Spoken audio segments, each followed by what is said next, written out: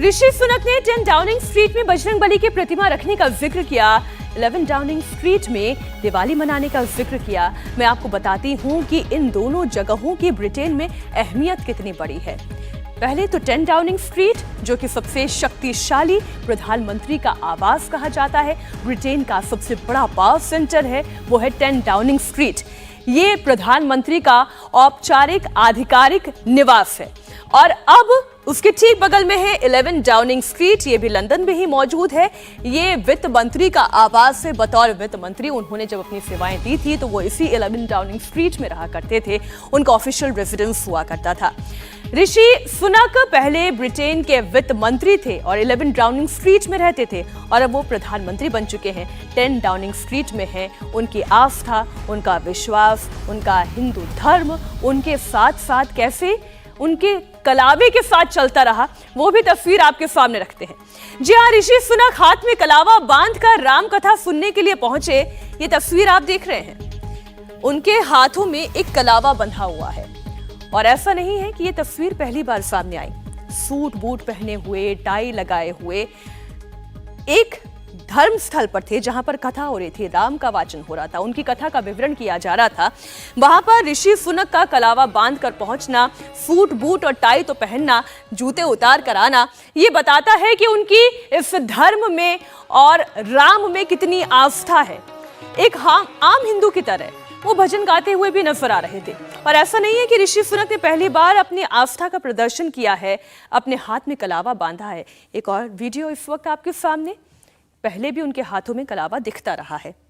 आप देख पा रहे हैं लाल रंग की ये डोरी जिसे कलावा कहा जाता है, ये ब्रिटेन के प्रधानमंत्री ऋषि सुनक के हाथों में पहले भी नजर आया है। ब्रिटिश पीएम ऋषि सुनक की हिंदू धर्म में आस्था कोई नई बात नहीं है। वो बचपन में मंदिर जाते रहे हैं, हवन पूजा घर में हुआ करती थी।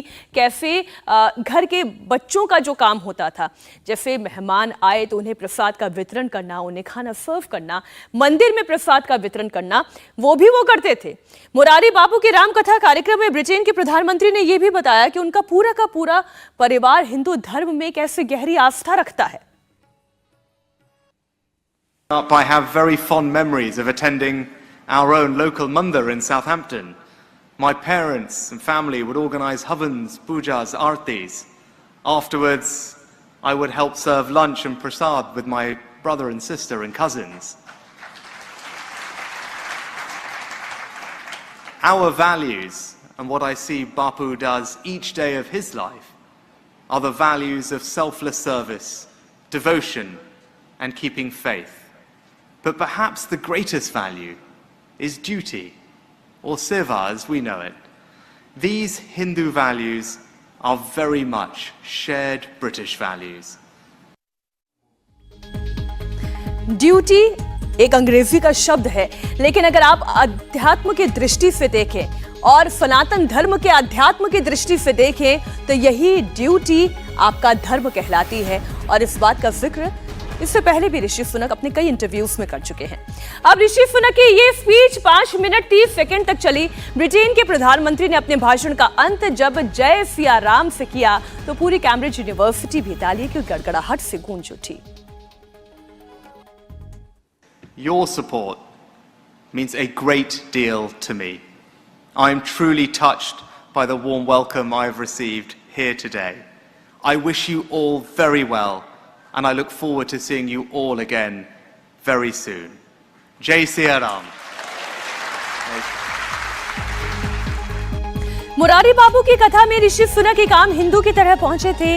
इतने ताकतवर देश के प्रधानमंत्री होने के बावजूद वो व्यासपीठ के पास एक आम आदमी की तरह पहुंचे थे। उनकी सादगी, उनकी आस्था की तारीफ कथावाचक मुरारी बापू ने भी की। सुनिए उन्होंने क्या कहा।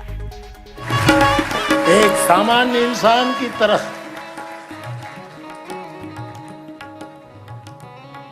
हमारे ऋषि साहब पधारे हैं, बहुत बहुत स्वागत। आपके नेतृत्व में हनुमान जी आपको इतना बल दे कि ब्रिटिश की जनता को उसका फल प्राप्त हो, यहां के जन जन को उसका परिणाम प्राप्त हो। पुनः एक बार ऋषि जो यहाँ के पद तो कितना बड़ा है, लेकिन एक मूल में भारतीय के नाते भारतीय व्यासपीठ पर आए हैं।